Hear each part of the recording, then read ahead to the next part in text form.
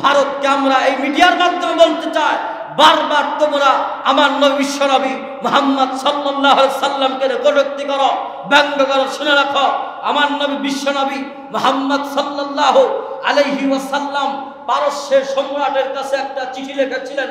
পারস্য সম্রাট নবীজির চিঠি পাওয়ার পরে ছিঁড়ে টুকরো টুকরো করে দিয়েছিল। আমার নবী ব্যথা পেয়েছিলেন অন্তরে, আর ডাকতে বলেছেন যে পারস্য সম্রাট আমার চিঠি পাওয়ার পরে চিঠি টুকরো টুকরো করে ছিঁড়ে দিল, আমার সাথে বেয়াদবি করলো, সেই পারস্য থাকবে না, সেই পারস্য একদিন টুকরো টুকরো হয়ে যাবে। টুকরো টুকরো হয়ে গেছে। আজকে যেই ভারত বারবার আমার নবীকে কটূক্তি করতেছে, গোস্তাকে রাসূল, তারা নবীজিকে আঘাত করতেছে, নবীজির বিরুদ্ধে তারা অবস্থান নিচ্ছে। ভালো করে বুঝো, সেই ভারত থাকবে না। সেই ভারত একদিন মুসলিমদের মাধ্যমে, গজওয়াতুল হিন্দের মাধ্যমে টুকরো টুকরো হবে। ঠিক আছে, বলো মুসলমান ভাই, টুকরো টুকরো হয়ে যাবে। সেই গজওয়াতুল হিন্দ যদি সংগঠিত হয়, সেখানে হাজির হওয়ার জন্য যদি জীবনও দিতে হয়, রক্ত দিতে হয়, কারা কারা রাজি? দুহাত তুলে আল্লাহ দেখান তো। আল্লাহ আমরা রাজি। শুনে রাখেন। এরপরে আরেকটা কথা আমি আপনাদের বলছি, আমরা যদি না পাই, আমাদের সন্তানগুলোকে তৈরি করে যাব। বাবা, এই গজওয়াতুল হিন্দ নামে একটা যুদ্ধ হবে ভারতের সাথে।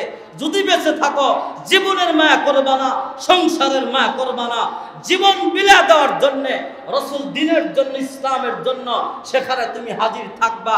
যদি সন্তানকে বলে যাবেন, সন্তান তুমি যদি না পাও, তোমার সন্তানগুলোকে বলে যাবা। ঠিক কিনা? আওয়াজ করে বলেন। আজকে আমরা এখান থেকে মিডিয়ার মাধ্যমে এই দুর্গাহাটার জমিন থেকে শেষ কথা আমি বলতেছি, যারা সাতিমে রাসূল, যারা গোস্তাকে রাসূল নবীর বিরুদ্ধে অবস্থান নেয়, আজকে ভারত বারবার নবীর বিরুদ্ধে অবস্থান নিয়েছে। আমি আমার দেশের অন্তর্বর্তীকালীন সরকার উপদেষ্টাদেরকে বলতে চাই, অতি বিলম্বে ভারতের সাথে সর্বপ্রকারের কূটনৈতিক সম্পর্ক বর্জন করতে হবে। ঠিক কিনা? ভারতের সাথে সমস্ত সম্পর্ক বর্জন করতে হবে। ভারতের সাথে, যা ভারত আমাদের কোনো বন্ধু ছিল না, জীবনেও কোনো বন্ধু নাই। ভারত আমাদের জাত শত্রু। ঠিক কিনা বলেন? সুতরাং ভারতের পণ্য বয়কট করতে হবে। সুতরাং এই পূজা উপলক্ষে ভারতে ইলিশ পাঠাবেন, এটাও বন্ধ করতে হবে। না যদি করতে পারেন, যেই স্বৈরাচারকে আমরা তাড়াইছি, আপনাদের তাড়াইতে আমাদের সময় লাগবে না। ঠিক কিনা? আল্লাহ তাআলা আমাদের সকলকে তৌফিক দান করে দেবেন। আমিন। নবীর ইজ্জত রক্ষার জন্য জান মাল আমাদের বিলিয়ে দেওয়ার জন্য আল্লাহ তাআলা তৌফিক দান করেন। উম্মে জামিল প্রত্যেকটা ঘরে ঘরে যায় ডাকতে বলত, ও আমার এলাকার নেতা, আমার এলাকার জনসাধারণ, ভালো করে শোনো। আবার যারা বাহির থেকে হজ করার জন্য তাদেরকে বলতো, সাবধান সাবধান, যেখানে যা ওই বাইতুল্লাহর কাছে যায় না, যদিও যাও মুহাম্মাদের ধারের কাছে যাবা না, কারণ মুহাম্মদ পাগল হয়ে গেছে। নাউজুবিল্লাহ, মুহাম্মদ পাগল হয়ে গেছে। মুহাম্মাদের কাছে যাবা না, মুহাম্মাদের কাছে যাবা না। মুহাম্মদ জাদুকর, মুহাম্মাদের কাছে গেলে মুহাম্মাদের কথা যে শোনে, কথার মধ্যে জাদু আছে। কয় মুহাম্মাদের কথা শুনতে দেরি হয়, কয় মুহাম্মাদের ওই দলের অন্তর্ভুক্ত হতে দেরি হয়। সুবহানাল্লাহ। উম্মে জামিল পুরা মক্কার মধ্যে ঘুরে ঘুরে নবীদের ব্যাপারে বদনাম করতে আল্লাহ নবীর একটা আমার নিজের চাচি, আমার নিজের বিয়ে আমার বিরুদ্ধে বদনাম করে, আমার বলে পাগল। আমার কাছে আসতে মানুষকে মানা করে। আল্লাহ তাআলা ডাকতে কয়, নবী আমার চিন্তার দরকার নাই। যে উম্মে জামিল আপনার বিরুদ্ধে বিষোদ্গার করতেছে, আপনার বিরুদ্ধে মানুষগুলোকে প্রোপাগান্ডা ছাড়া দিচ্ছে, আর বলতেছে মুহাম্মদ পাগল হয়েছে, মানুষগুলোকে আপনার থেকে আলাদা করতে চায়, আমি আল্লাহ ঘোষণা দিলাম, সেই উম্মে জামিল আপনার বিরুদ্ধে মানুষকে দাওয়াত দেয়, আমি আল্লাহ এটারে ঘুরায়া আপনার পক্ষে চালা দিব।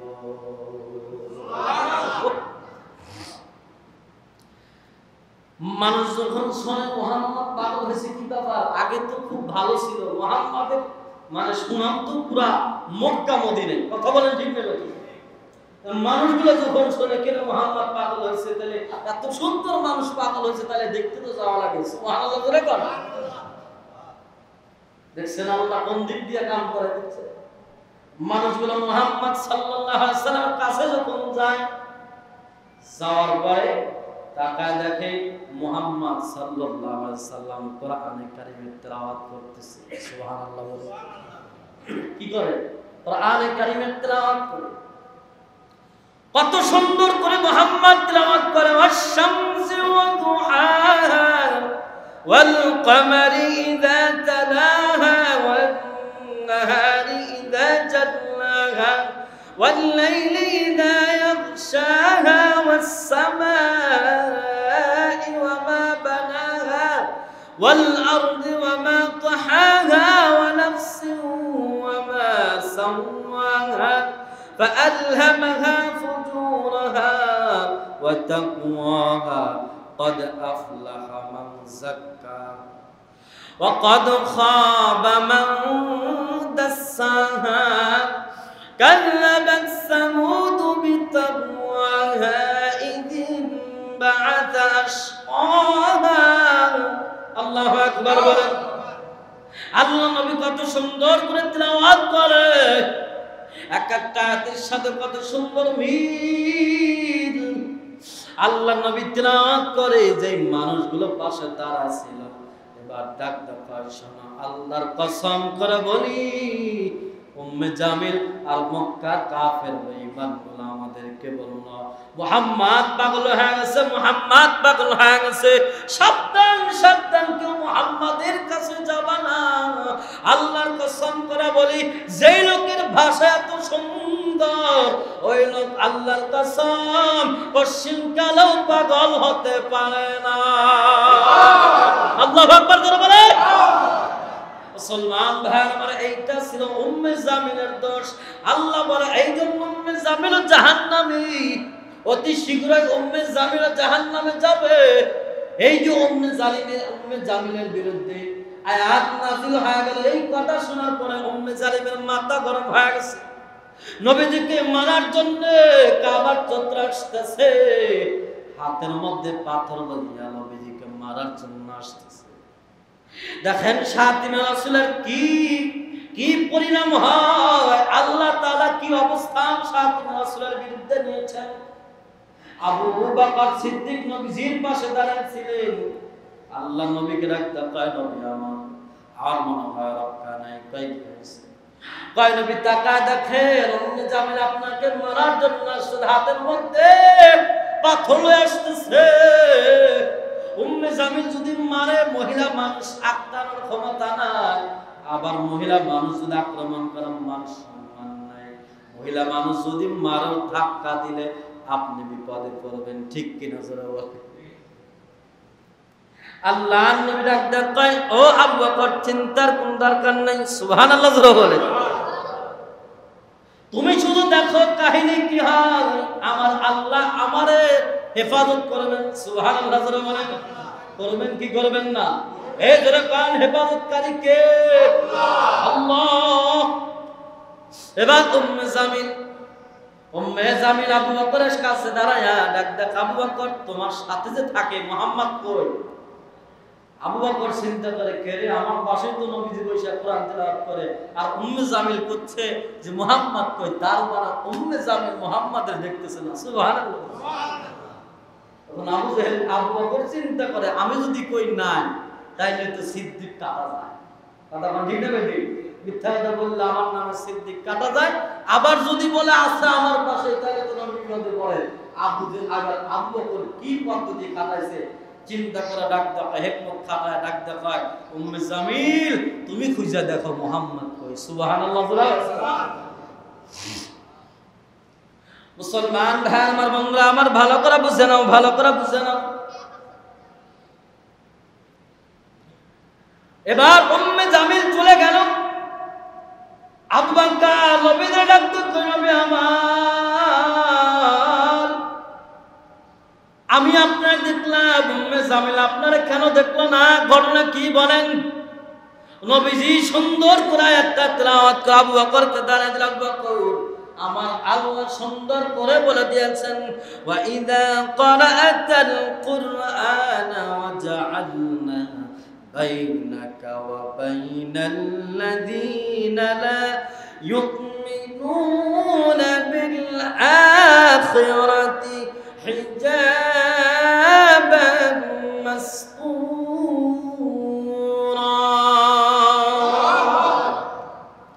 আল্লাহর পয়গম্বর বিশ্বনবী মুহাম্মদ সাল্লাল্লাহু আলাইহি ওয়াসাল্লাম ডাকতে কয়, আবু বকর, তুমি কি জানো না আমার আল্লাহ বলে দিয়েছেন যখন আপনি কোরআন তেলাওয়াত করবেন আপনার মাঝে আর কাফেরদের মাঝে হিজাবান মাসতুরা, আমি আল্লাহ অদৃশ্য একটা পর্দা ফালা দেব। সুবহানাল্লাহ। মুসলমান ভাই আমার, বন্ধুরা আমার, কোন দিকে নজর নাই, সময় অল্প, আমি তাড়াতাড়ি বলতেছি। উম্মে জামিল এবার বাড়িতে যাওয়ার পরে তার দুইটা সন্তানকে ডাকলেন। একজনের নাম উতবা, একজনের নাম উতাইবা। ডাক ডাকা সন্তানকে, আম্মা জান কি হয়েছে? ডাক ডাকা, এই মুহূর্তে আমার সামনে মুহাম্মাদের দুই স্ত্রী, দুই সন্তান, দুই কন্যাকে আমার সামনে তালাক দিয়া ঘাড়ে ধাক্কা দিয়ে মুহাম্মাদের বাড়িতে পৌঁছায় দিবি। নাউযুবিল্লাহ, আওয়াজ করে বলেন। এত বড় সাহস, আমার বিরুদ্ধে এই মুহূর্তে আমার সামনে তালাক দিবি? মার কথা তো ফালাইতে পারে না, বড় পাওয়ারশীল মহিলা। বড় ছেলেটা তালাক দিছে, এবার ছোটটা বড় মারাত্মক বেয়াদব। ডাক ডাকায়, ও বাবা, ও মা, মুহাম্মাদের কত বড় সাহস আপনার বিরুদ্ধে নাযিল হয়। ও মা, আমি শুধু তার বিবি, তার মেয়েকে তালাক দিব না, বরং আমি আর তাকে দেখি, দেখেন তার সাথে কি ব্যবহারটা আমি করি। উতাইবা নবীর কাছে গেছে, যাওয়ার পর ডাক ডাকায়, ও নবী শোনেন, ওই সময় নবীর উপর সূরা নজম নাজিল হতেছিল। কি নাজিল হচ্ছে? সূরা নজম নাজিল হচ্ছে। বা উতাইবা ডাক ডাকায়, ইন্নী কাফিরুন বিন নাজমি ইযা হাওয়া। ও মুহাম্মদ, তোমার উপর সূরা নজম নাজিল হলে আমি ঘোষণা করে দিলাম তোমার এই সূরা নজমের সাথে আমি কুফরি করলাম। নাউযুবিল্লাহ, তোরা বলেন। এরপরে বলে, বিল্লাযী দানা ফাতাদাল্লাহ, যেই জিবরাইল তোমার উপর নাজিল করলো ওই জিবরাইলের সাথে আমি কুফরি করলাম। এরপরে ডাক দেখাই, শোনো, ওয়া তাল্লাকা ইবনাতাহু উম্মে কুলসুম, আর আমি আমার স্ত্রী তোমার মেয়ে উম্মে কুলসুমরে তালাক দিলাম। নাউযুবিল্লাহ, তোরা বলেন। এখানে ক্ষান্ত নয়, উতাইবা তালাক দেওয়ার পরে নবীজি কলার ধরছে, কলারটা দইরা টান দিয়া জামাটা ছিঁড়া দিছে। কি বেয়াদবি নবীর সাথে করেছে! এ মুসলমান, গলা এই কলার দইরা জামা ধইরা টান দিয়া জামা ছিঁড়াই দিয়া এখানে ক্ষান্ত নয়, আমার নবীর মুবারক চেহারায় থুতু মারছে। নাউযুবিল্লাহ, বলেন। এত বড় সাহায্য রাসূল, এত বড় অবস্থা রাসূল বেয়াদবি আল্লাহর নবীর সাথে করেছে, আল্লাহর আরশ কেঁপে উঠেছে, নবীজি সহ্য করতে পারে না। আমার নবী ডাক ডাকা, আল্লাহ, যেই উতাইবা এই বেয়াদব আমার সাথে এত বড় বেয়াদবি করলো, আল্লাহ তুমি আরে ছাড় দিবা না? তোমার হিংস্র কুকুরের মধ্যে যতগুলো কুকুর আছে তার মধ্যে সবচাইতে হিংস্র একটা কুকুর তার পিছনে লাগায় দাও। নবীজির বদদুয়া কবুল হয় না? হয় না? আরো যারা কান কবুল হয় না? হয় না? কবুল হয় গেছে। উতাইবার অন্তরে ভয়, নবীজি যেহেতু বলছে তার মনে অবশ্যই হবে। এই জন্য বাঁচার জন্য সিরিয়ার দিকে ব্যবসা করার জন্য চলতেছে। রাত্রিবেলায় এক জায়গায় তাবু গাড়ছে। রাত্রি যখন হয়ে গেছে, উতাইবার কানের মধ্যে হিংস্র একটা বাঘের গর্জন শোনা যায়। সুবহানাল্লাহ, বলে উতাইবা এবার লোকজনকে ডাক দেখো, এই নবীজি তো বলেছিল একটা হিংস্র প্রাণী আমার পিছনে রিলে দেওয়ার জন্য, আমি তো বাঘের গর্জন পাচ্ছি, তাইলে কি সত্যি হয়ে গেল? কয় ভয় নাই, আপনি সবগুলার গাঁটটি গুটটি একত্রিত করে উঁচু বানায়া ডাক দেখা, উঁচুতে আপনি শুয়ে থাকেন, কোনো সমস্যা নাই। বাঘ আসলে তাকে নিচের মানুষকে আক্রমণ করবে, তা আমরা সকলে মিলে বাঘের সাথে প্রতিহিত করব। রাত্রি যখন গভীর, আল্লাহ এবার পক্ষ থেকে কুদরতি ফয়সালা বাঘ পাঠায় দিছে। হিংস্র বাঘ আসার পরে নিচে যারা ঘুমাইছে নাকের সাথে নাক নেয়া, এবার ঘ্রাণ নেয়, এটাই উতাইবা নাকি? সুবহানাল্লাহ জোরে বলেন। আল্লাহ তাআলা এটা সেট করে দিবেন না, নিচে কেউ নাই, লাভ দু উঠছে উঠে, এবার উতাইবার সামনে নাক লাগানোর সাথে সাথে খেয়াল করতেছে এটাই সেই আল্লাহ তাআলা আদেশে।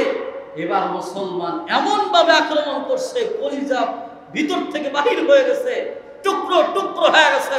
ও মুসলমান ভাই আমার, এটা হলো সাতিবে রাসূলের বিরুদ্ধে আল্লাহ রাব্বুল আলামিনের প্রকাশ্য অবস্থান। এই জন্য বলতে চায়, আজকে 1450 বছর আগে আল্লাহ তাআলা এই সূরা নাজিল করে সাতিবে রাসূলের বিরুদ্ধে স্পষ্ট অবস্থান আল্লাহ তাআলা জানিয়ে দিয়েছেন। আজও পর্যন্ত আজও যারা নবীজির বিরুদ্ধে অবস্থান নেয়, সাতিবে রাসূল যারা নবীজিকে গালি দেয়, তাদের অবস্থাও তেমন হবে। ঠিক কিনা?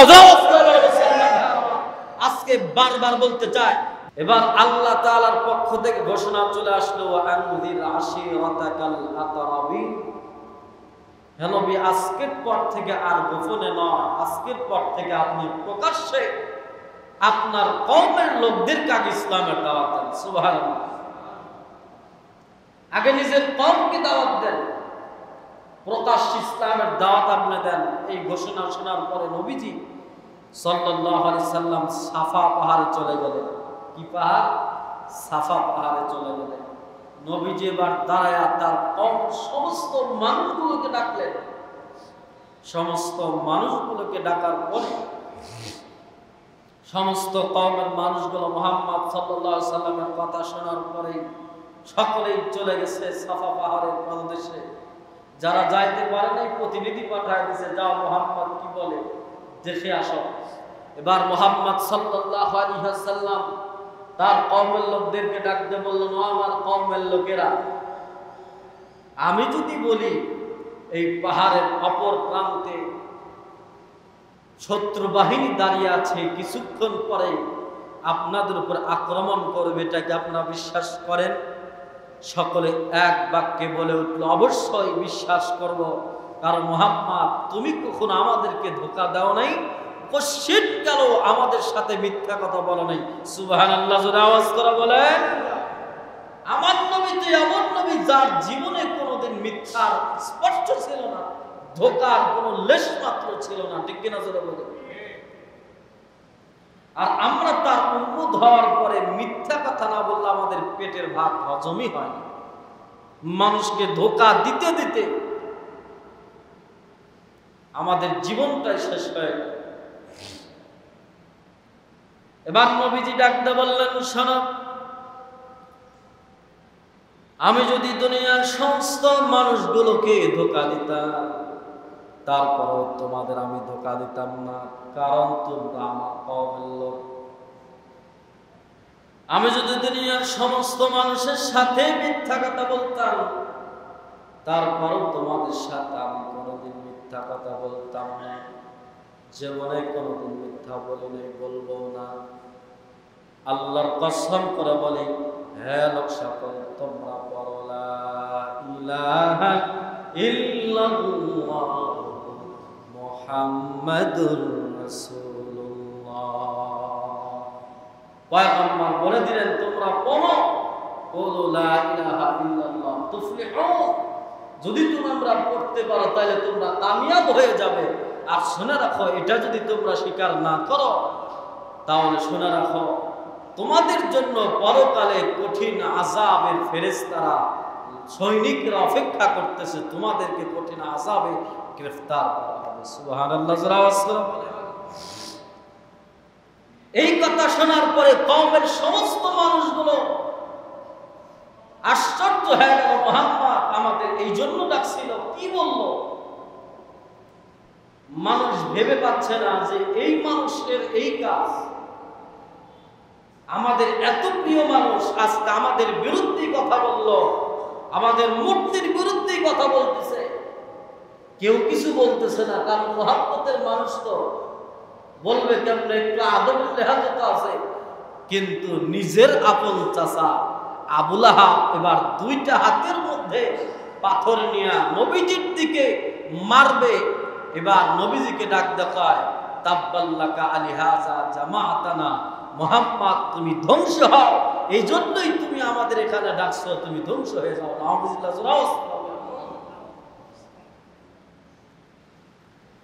মুসলমান ভাইয়ের আমার, বন্ধুরা আমার, নবীজিকে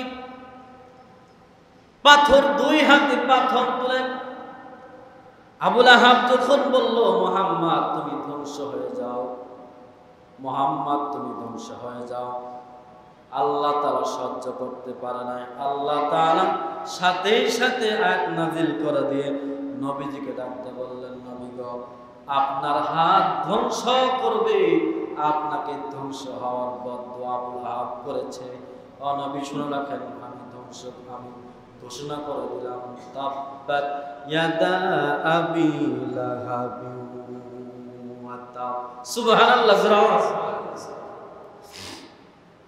আল্লাহ তাআলা ঘোষণা করে দিলেন, নবী, তাব্বাত ইয়াদা আবি লাহাব ওয়া তাব, আবু লাহাব আপনাকে ধ্বংস করার কথা বলেছে, আবু লাহাব আপনাকে ধ্বংস করার কথা বলেছে। শুনে রাখেন নবীজি, আপনি আমার মহাব্বতের মানুষ, আপনাকে গালি দিয়েছে, আপনাকে বদদুয়া করেছে, আমি এর প্রত্যুত্তর দিয়ে দিলাম, আবু লাহাব অবশ্যই ধ্বংস হবে। এরপরে আল্লাহ বলতেছে, ওয়া তাব্বা, অবশ্যই ধ্বংস হয়ে গেছে। সুবহানাল্লাহ। মুসলমান ভাই আমার, বন্ধুরা আমার, এখন আসেন, আল্লাহ তাআলা এই তাব্বাত ইয়াদা আবি লাহাব ওয়া তাব কেন বললেন? আবু লাহাবের দুইটা হাত ধ্বংস হয়ে যাক। আল্লাহ রাব্বুল আলামিন দুই হাতের কথা কেন বললেন?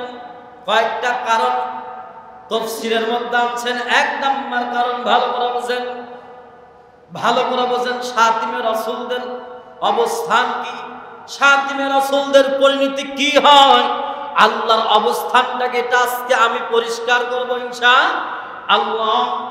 ও মুসলমান, দুই হাতের কথা আল্লাহ রাব্বুল আলামিন কেন বললেন?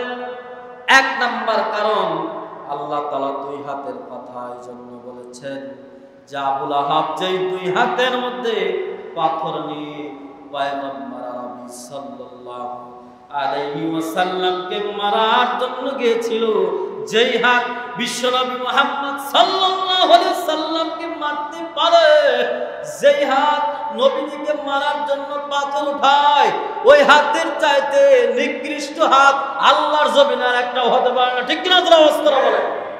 সেই হাতের চাইতে নিকৃষ্ট হাত জমিনে আর কিছুই হতে পারে না।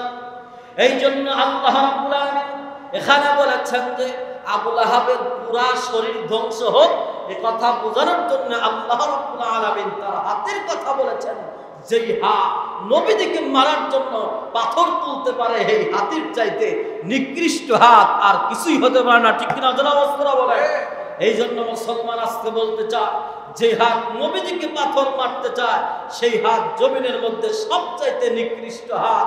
সুতরাং নায়েবে নবী ওলামায়ে কিরামকে যেই হাত দিয়া যারা মারে, যেই হাত দিয়া মারতে চায়, ওই হাত জমিনের মধ্যে সবচাইতে নিকৃষ্ট। ঠিক কিনা যারা অবস্থা বলে? যেই হাত নবীজিকে মারার জন্য আবু লাহাব আগায় নিয়েছিল, সেই হাতকে আল্লাহ তাআলা ধ্বংস করে দিয়েছিল। কথা বলেন ঠিক না ঠিক? সুতরাং যেই হাত আজকে নায়েবে নবীকে মারতে যাবে, যেই হাত দিয়ে নবী নায়েবে নবী ওলামায়ে কিরামদেরকে আঙ্গুল দেখা, সেই হাতও আল্লাহ তাআলা নাস্তানাবুদ করে দিবেন, ধ্বংস করে দিবেন। ঠিক কিনা অবস্থা? এখান থেকে পৃথিবীর দুইটা লাইন শুরু হয়ে গেল। একটা লাইন হলো তাওহীদের পক্ষে, একটা লাইন হলো কোরআনের পক্ষে, একটা লাইন হলো নবীজির পক্ষে, একটা লাইন হলো উলামায়ে কিরামের পক্ষে, আর একটা লাইন হলো আবু লাহাবের পক্ষে, আর একটা লাইন হলো শিরকের পক্ষে, ঠিক কিনা আওয়াজ করে বলে মুসলমান ভাইরা। এখন সিদ্ধান্ত আপনার, আপনি কোন লাইনে থাকবেন? তাওহীদের লাইনে থাকবেন, নবীর লাইনে থাকবেন, উলামায়ে কিরামের লাইনে, কোরআনের লাইনে থাকবেন, না শিরক কুফরের লাইনে থাকবেন, উলামায়ে কিরামের বিদ্বেষীদের লাইনে থাকবেন? সিদ্ধান্ত আপনার, ঠিক কিনা আওয়াজ। নবীও যদি দুনিয়াতে নাই, আবু লাহাবও নাই, তার মানে এই আয়াত বাদ নাকি? এই কথা বলেন বাদ?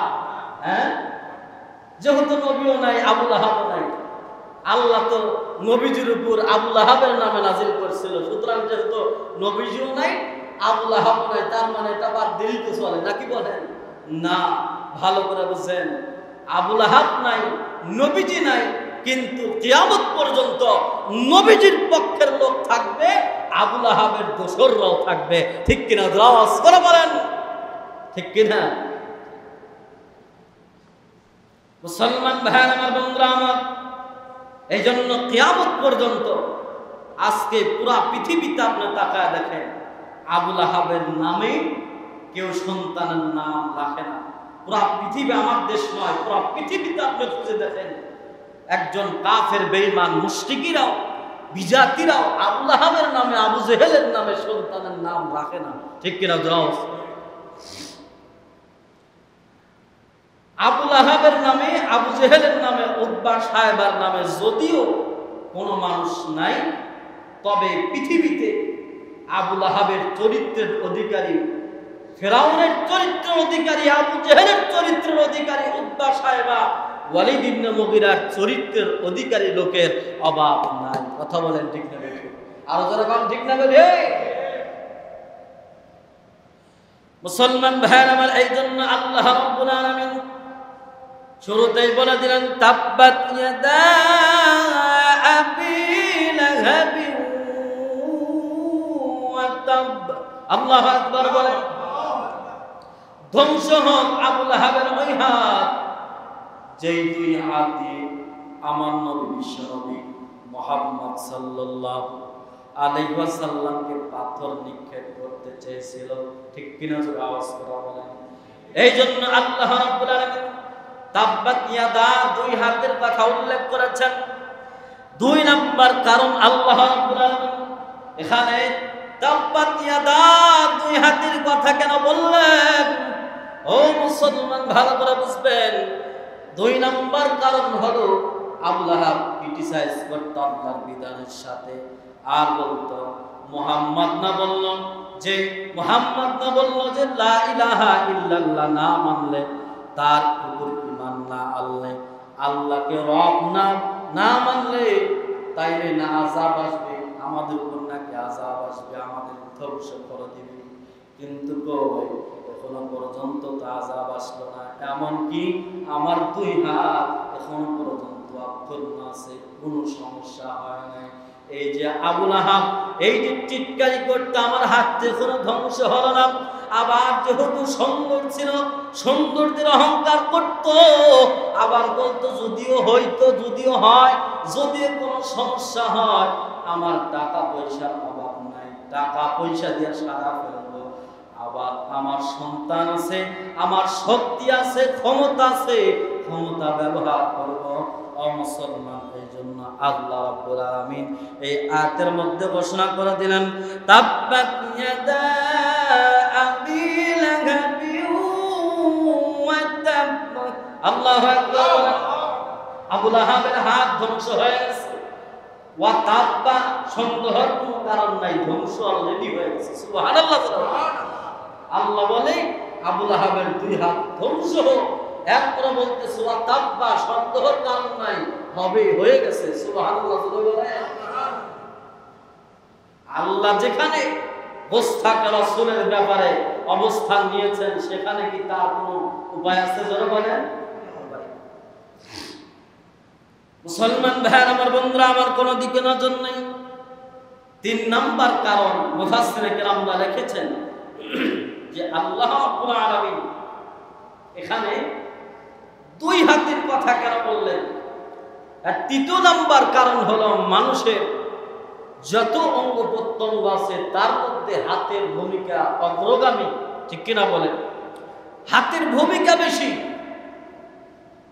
অনেক সময় আমরা দলীয় লোক যারা বলি, ভোটের সময় আসলে যে নৌকায় ভোট দিয়া শেখ হাসিনার হাতকে শক্তিশালী করেন, ধানের শীষে ভোট দিয়া খালেদা জিয়ার হাতকে শক্তিশালী করে, কথা বলেন ঠিক না ঠিক? তাহলে মানুষের যত অঙ্গ প্রত্যঙ্গ আছে সবগুলোর চাইতে হাত হলো অগ্রগামী। এই জন্য আল্লাহ রাব্বুল আলামিন এখানে হাতের কথা বলেছেন। এখানে হাতের দ্বারা উদ্দেশ্য হলো যে আবু লাহাবের পুরা শরীর ধ্বংস হোক, এই কথা বলতে গিয়া আল্লাহ রাব্বুল আলামিন আবু লাহাবের হাতের কথা বলেছেন। সুবহানাল্লাহ। মুসলমান ভাইয়ের আমার আরেকটা কারণ মুফাসসিরে কিরাম উল্লেখ করেছেন, এখানে আল্লাহ তাআলা হাতের কথা কেন বললেন? আরেকটা কারণ হলো এখানে হাত মানে উদ্দেশ্য হলো পাওয়ার, শক্তির কথা আল্লাহ তাআলা বলেছেন যে তাব্বাত ইয়াদা আবি লাহাবিন ওয়া তাব, আবু লাহাবের হাত ধ্বংস হোক মানে আবু লাহাবের পাওয়ার ধ্বংস হোক। কারণ মক্কার মধ্যে যতগুলো নেতা ছিল পাওয়ারফুল, সমস্ত নেতাদের মধ্যে অন্যতম একটা নেতা ছিল আবু লাহাব, ঠিক কিনা যারা বলে? আল্লাহ তাআলা বলেন এই শক্তির গলায় এই পাওয়ারকে অবমূল্যায়ন করে এই আবু লাহাব আমার নবীজিকে গালি দিল। শুনে রাখো আবু লাহাব, তোমার পাওয়ার থাকবে না, তোমার পাওয়ার ধ্বংস হয়ে যাবে। কেমনে ধ্বংস হয়েছে? মুফাসসিরে কিরাম লেখেন যে মুসলমান বদর যুদ্ধ যখন সংঘটিত হলো, আবু লাহাবকে বলা হলো আবু লাহাব চলো বদর যুদ্ধে যায়। আবু লাহাব কয় আমি যাব না। কয় না যাইতেই হবে। কয় না আমি যাব না, আমার পক্ষ থেকে গোলাম নিয়ে যাও। যাই হোক আবু লাহাব মরার ভয়ে বদর যুদ্ধে যায় নাই, কিন্তু বদর যুদ্ধে যারা অংশগ্রহণ করেছিল বড় বড় নেতা উতবা, সায়বা, আবু জেহেল সহ বড় বড় লিডার গুলো একদম ধরাশায়ী হয়ে গেছে, দুনিয়া থেকে জাহান্নামে চলে গেছে, ঠিক কিনা যারা বলেন? আল্লাহ রাব্বুল আলামিন বদর যুদ্ধে বড় বড় নেতাদেরকে খতম করে আবু লাহাবের শক্তি পাওয়ারকে একদম ধ্বংস করে দিয়েছে। সুবহানাল্লাহ। মুসলমান ভাইয়ের আমার বন্ধুরা আমার, কোনো দিকের জন্য আল্লাহ রাব্বুল আলামিন এই জন্য এই কথাটা বলে দিলেন, যেই হাত নবীজিকে মারার জন্য হাত, যেই হাত নবীজিকে মারার জন্য পাথর ওঠা, ওই হাতের চাইতে নিকৃষ্ট হাত দুনিয়াতে কিছুই হতে পারে না, ঠিক কিনা যারা বলেন? আরো যারা বলেন ঠিক না ঠিক? সেই হাত ধ্বংস হবে, ধ্বংস হবে। তা কার কথা যারা বলে? আর একটু আওয়াজ দিয়ে যারা বলেন কার কথা? এরপরে আল্লাহ রাব্বুল আলামিন বলেন মা আগনা আনহু মালুহু ওয়া মা কাসাব। আল্লাহু আকবার। আল্লাহ রাব্বুল আলামিন বলেন মা আগনা আনহু মালুহু ওয়া মা কাসাব। আবু লাহাব অহংকার করে বলেছিল, মুহাম্মদ যদি আমার কিছু হয় তাইলে আমার মাল আছে, সম্পদ আছে, টাকা পয়সার অভাব নাই। কি নাই? টাকা পয়সার অভাব নাই। তাইলে আমার টাকা পয়সা কাজে লাগা, আমি সুস্থ হয়ে যাব। আল্লাহ তাআলা এই কথা কোরআনের মধ্যে বলে দিলেন, শোনো মা আগনা আনহু মালুহু ওয়া মা কাসাব। আল্লাহ বলে আবু লাহাব তোমার ধন সম্পদ কিছুই কাজে আসবে না। সুবহানাল্লাহ যারা বলেন, কিছুই তোমারে বাঁচাইতে পারবে না আমি আল্লাহ যদি ধ্বংস করতে চাই, ঠিক কিনা যারা বলেন? আল্লাহ যদি ধ্বংস করতে চায় পুরা দুনিয়ার মানুষ মিলা বাঁচাইতে পারবে না, পারবে? পুরা দুনিয়ার মানুষ মিলা বাঁচাইতে পারবে না। আর আল্লাহ যারে বাঁচায় রাখতে চায় পুরা দুনিয়ার মানুষ মিলা যদি মারতে চায়, আল্লাহ যদি না চায় তাহলে পুরা দুনিয়ার মানুষ মিলা ওই লোকটা একটা পশমের ক্ষতি করতে পারে না, ঠিক কিনা যারা বলে? মুসলমান ভাই আমার এবার বলে কি, আবু লাহাব কয় আমার সন্তান আছে, বড় পাওয়ার আমার। আল্লাহ তাআলা কয় ওয়া মা কাসাব, তোমার সন্তান সন্ততি আওলাদ কোনো কাজ ওই দিন আসবে না। সুবহানাল্লাহ জোরে বলেন। কোনো কাজ ওই দিন আসবে না। এরপরে আল্লাহ তাআলা শাতিমি রাসূলের ব্যাপারে, আবুল আহাব যেহেতু রাসূলকে গালি দিল, মারতে চাইল, রাসূলের বিরুদ্ধে ষড়যন্ত্র শুরু করে দিল, এবার আল্লাহ তাআলার স্পষ্ট ঘোষণা শাতিমি রাসূলের ব্যাপারে, যারা রাসূলের সাথে বেয়াদবি করে তাদের বিরুদ্ধে আল্লাহর স্পষ্ট অবস্থান আল্লাহ জানা দিলেন, সায়াসলা নারান যাতা লাহা। যেই আবুল আহাব আমার নবীকে গালি দিল, যেই আবুল আহাব আমার নবীকে মারার জন্য পাথর উঠাইল, ওই আবুল আহাব অতি শীঘ্রই জাহান্নামের আগুনের মধ্যে নিক্ষিপ্ত হবে। সুবহানাল্লাহ জোরে আওয়াজ করে বলেন। জাহান্নামের আগুনের মধ্যে নিক্ষিপ্ত হবে। মুসলমান ভাইয়ের এবার আল্লাহ রাব্বুল আলামিন বললেন ওয়ামরাআতুহু, শুধু আবুল আহাব নয়, আবুল আহাবের স্ত্রীটাও জাহান্নামের আগুনে অতি শীঘ্রই প্রজ্বলিত হবে। সুবহানাল্লাহ জোরে বলেন। আবুল আহাবের স্ত্রীর নাম হলো উম্মে জামিল। নাম কি? উম্মে জামিল, মানে সুন্দরের মা। অত্যন্ত সুন্দর ছিল, আবার পাওয়ারফুল নেতা তো, মানে ট্রিপল পাওয়ারটা। কত পাওয়ার? ট্রিপল পাওয়ার। কিভাবে? বাবার নাম, বাবাও ছিলেন কুরাইশদের বড় একটা নেতা, মানে যারা দেশ চালাইতো তাদের মধ্যে বড় একটা নেতা ছিল। ও মুসলমান ভাইয়ার আমার, এই তার বাবা উম্মে জামিলের বাবা, আবার ভাই ছিল বড় নেতা, নাম হলো আবু সুফিয়ান। নাম কি? আবু সুফিয়ান। তাহলে দ্বিতীয় পাওয়ার। তৃতীয় নাম্বার পাওয়ার হলো যারা দেশ চালাইতো তাদের মধ্যে অন্যতম একজন ছিল আবুল আহাব, তার স্বামী। তাইলে এত পাওয়ারফুল মহিলা, হাদিস শরীফের মধ্যে আসছে এত পাওয়ার নিয়ে চলতো, রাস্তাতে হাঁটলে বোঝা যায় তো পুরুষ চলতেছে না, মহিলা চলতেছে। ঠিক কিনা? মুসলমান ভাইয়ের আমার, বন্ধুরা আমার, ভালো করে বোঝেন, কোনো দিকের জন্যই এই উম্মে জামিলের ব্যাপারে অনেকে এখন বলতে পারেন যে উম্মে জামিলের ব্যাপারে আয়াতকালে নাজিল হলো কেন? আবুল আহাব না দোষ করছে, এজন্য আবুল আহাব জাহান্নামে যাবে, তাইলে উম্মে জামিলকেও কেন আল্লাহ তাআলা উল্লেখ করলেন সেও জাহান্নামী? কারণ কি জানেন? আল্লাহ রাব্বুল আলামিন কারণ উল্লেখ করেছেন, হাম্মালাতাল হাতাব। আল্লাহ তাআলা বলেন যে আবুল আহাবের স্ত্রী উম্মে জামিল কি করত? হাম্মালাতুন মানে হলো বহনকারী, হাতাবুন এর এক ব্যাখ্যা হলো লাকড়ি বহনকারী। তার মানে ও মুসলমান, এই উম্মে জামিল একদিকে ছিল রাসূলের চাচী, অপর দিক দিয়ে হলো বিয়াই, তার মানে আরাম হিসেবে বিয়াই।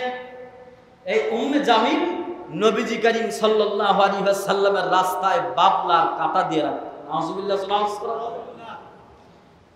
নবীজি ঘর থেকে বাহির হলেই যেন পায়ের মধ্যে কাঁটা বেঁধে, এই জন্য নবীজির ঘরের সামনেই বাবলার কাঁটা দিয়ে রাখতো। বাবলার কাঁটা দেখা যায় না, অত্যন্ত সূক্ষ্ম একটা কাঁটা, নবীজিকে কষ্ট দিত। ওই কাঁটাগুলো সে বহন করে করে নিয়ে রাস্তায় বিছায়া দিত।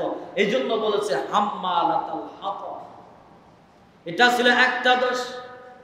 মুসলমান ভাইয়ের আমার, আর একটা দোষ ছিল, এই ব্যাখ্যা আর একটা ব্যাখ্যা লিখেছেন মুফাসসিরে কেরামগণ, হাম্মালাতাল হাতাব মানে হলো চগলখুরি। এই উম্মে জামিল নবীজির ব্যাপারে বদদুয়া দিত আর চগলখুরি করত আর বদনাম করে পুরা মক্কার ঘরে ঘরে নবীজির বিরুদ্ধে বদনাম করত। এদিকে তাকান, কোন দিকে নজর নেই।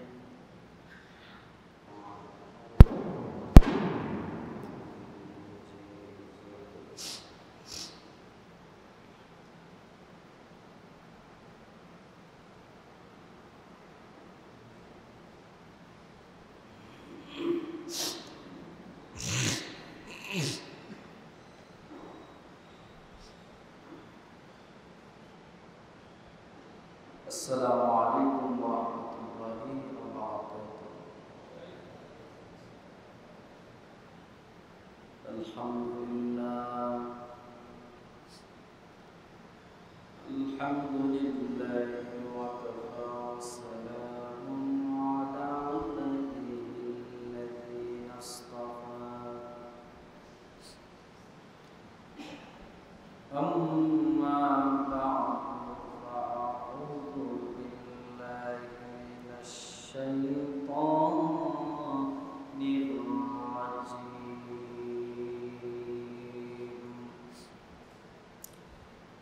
জবান খুলে জোর আওয়াজে পড়ুন বিসমিল্লাহির রহমানির রহিম।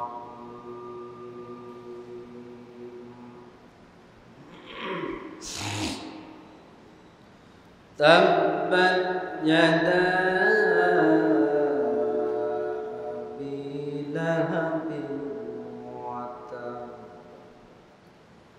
মা আগনা আনহু মালুহু ওয়া মা কাসাব সায়াসলা নারান যাতা লাহাবিন ওয়া imra'atuhu hammalatal hatab fi jidha hablum min masad. Sadaqallahu maulana al-azim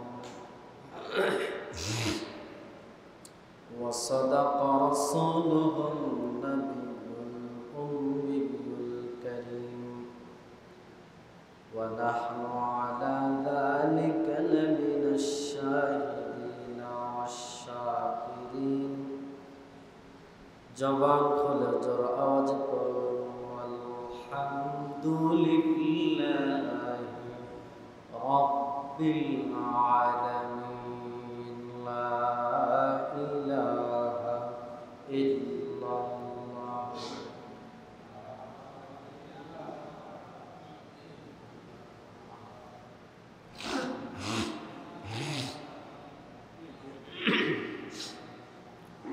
La ilaha illallah.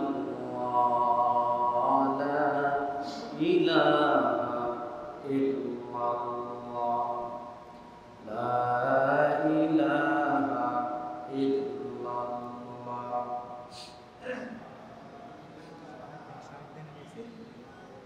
La ilaha illallah.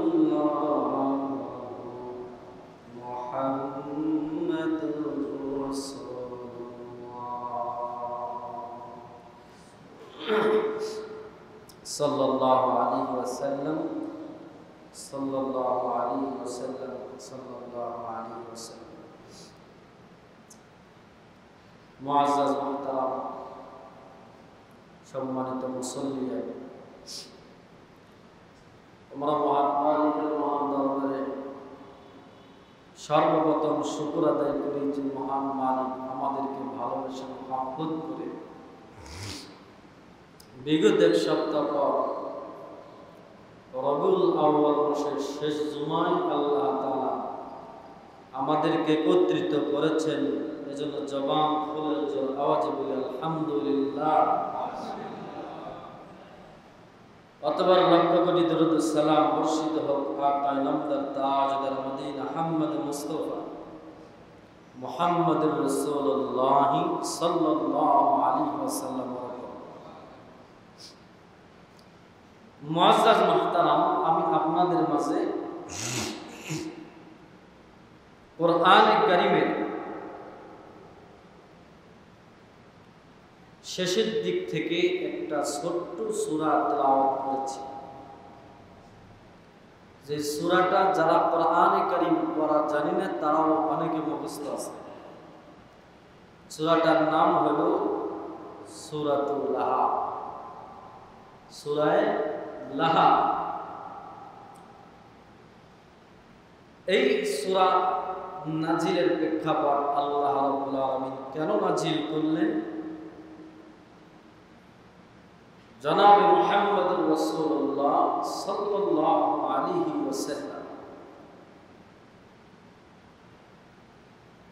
এর উপর আল্লাহ তাআলা মক্কাতে এই সূরাটা নাজিল করেছেন। এই সূরাটা আলোচনা করার জন্য কলিজা লাগে, শোনার জন্য কলিজা লাগে, ঠিক কিনা বলে? কারণ এটা এমন একটা সূরা যে সূরা আল্লাহ তাআলা খাতিমে রাসূল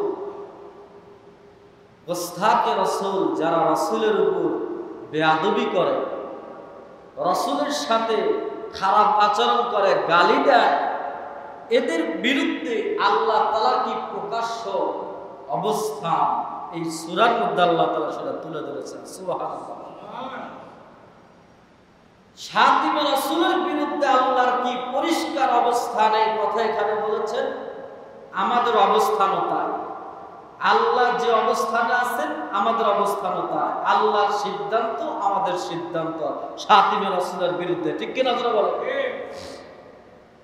আমরা আজকে শুনব যে যারা রাসূলের সাথে বেয়াদবি করে, রাসূলকে কটূক্তি করে, এদের ব্যাপারে আল্লাহর কি পরিষ্কার অবস্থান আল্লাহ তাআলা কোরআনে কারীমের মধ্যে বলে দিয়েছেন।